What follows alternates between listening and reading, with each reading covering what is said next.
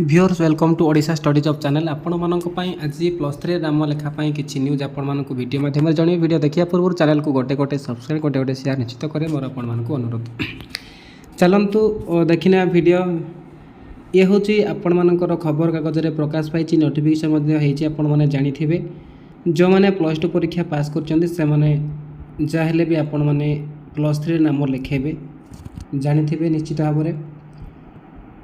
तो देखो लिखाई +3 नाम लेखापी जून 3 रु आवेदन आरंभ आपण मानकर आवेदन आरंभ हम जून 3 रु आप्लाय करें जो मैंने +3 आर्ट्स साइंस किंबा कॉमर्स पढ़े से मैंने आवेदन करें।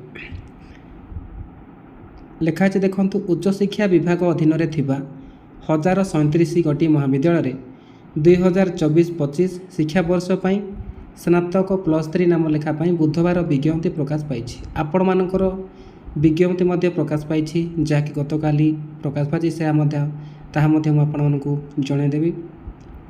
जून 3 रु छात्र छात्री student academy management system SAMS आपण मैंने आवेदन करें।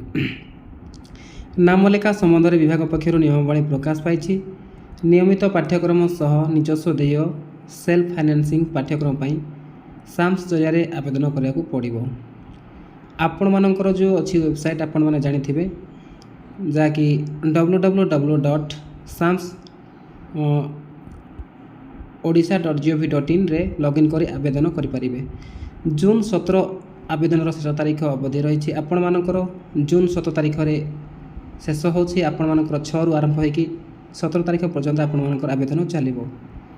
18 और 19 2 दिन धरी आवेदनकारी आवेदन पत्र त्रुटि थिले ऑनलाइन संशोधन करें। आपण मानकर यदि कौन सी त्रुटि अच्छी भूल अच्छी ऑनलाइन रो तेबे आपण मैंने 18-19 तारीख में आपण त्रुटि संशोधन करेंगे।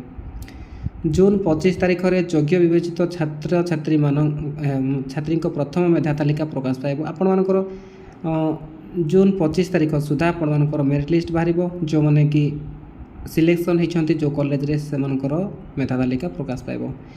25 रु 28 पर्यंत छात्र छात्री नाम लेखा देय पैठ करेंगे। आपण मानकर जो फीज एडमिशन फीज 25 रु 28 तारीख पर्यंत रही आपण मैंने दाखल करा पड़ो। 25 रु 28 मध्य मनोनीत शिक्षानुष्ठान व्यतीत उपरस्थ परवर्ती शिक्षानुष्ठान में नाम लेखापी किंबा मनोनीत शिक्षानुष्ठान में आसन पक्का करने को आवेदन करेंगे। आपण मैंने 25 रु 28 तारीख भितर आपण मानकर ऑप्शन व्यतीत अन्य जेकोसी शिक्षानुष्ठान जदि आप करेंगे देन आपण मैंने सेटा कन्फर्म करेंगे। 26 रु 29 मध्य नाम लेखा सह चूड़ांत तथ्य ई स्पेस रे दाखल हो। आपण मानकर 26 रु 29 तारीख मध्य ई स्पेस रे आपण नाम दाखल हो। जुलाई 5 रे द्वितीय पर्याय मेधा तालिका प्रकाश हो। आपण सेकेंड लिस्ट जुलाई 5 तारीख में बाहर 6 रु 9 मध्य छात्र छात्री नाम लिखाइबे। आपण जो सेकेंड लिस्ट आप 6 रु 9 तारीख मध्य एडमिशन करें। जुलाई 15 तृतीय पर्याय मेधा तालिका प्रकाश होगा सह 15 रु 18 पर्यंत नाम लेखा अनुष्ठित हो। आपण मानकर थर्ड फेज आपणकर मेरिट लिस्ट आपणकर बाहर जुलाई 15 आपण मानक बाहर जहाँकि आपण मैंने 15 रु 18 तारीख मध्य आपण मानकर एडमिशन करें। चलित वर्ष डिग्री नाम लेखा प्रक्रिया स्नातक आवेदन समय साम्स जरिए छात्र छात्री 4 वर्षीय बीएड पाठ्यक्रम मध्य आवेदन करेंगे। आपण मानकर जो मैंने बीएड करेंगे +3 पर चाहिए से मैंने 4 वर्षीय बीएड पाठ्यक्रम कंटिन्यू +3 सहित बीएड करें। चलित वर्ष 4 वर्षीय इंटीग्रेटेड बीएड बीएससी पाठ्यक्रम स्नातक नाम लेखा प्रक्रिया सामिल होती। आपण मानकर चलित वर्ष किसी गाइडलाइन चेंज होती जहाँकि बीएड एड है आपण मानकर बीएससी आपण मानकर एड होती। संबलपुर गंगाधर मेहर विश्वविद्यालय उत्कल विश्वविद्यालय रेभेन्सा विश्वविद्यालय एसएससी स्वयंशासित महाविद्यालय पुरी एमपीसी स्वयंशासित महाविद्यालय बारिपदा फकीरमोहन स्वयंशासित महाविद्यालय बीए और बीएससी बीएडी पाठ्यक्रम पर चलित वर्ष साम्स नाम लेखा प्रक्रिया सामिल होती।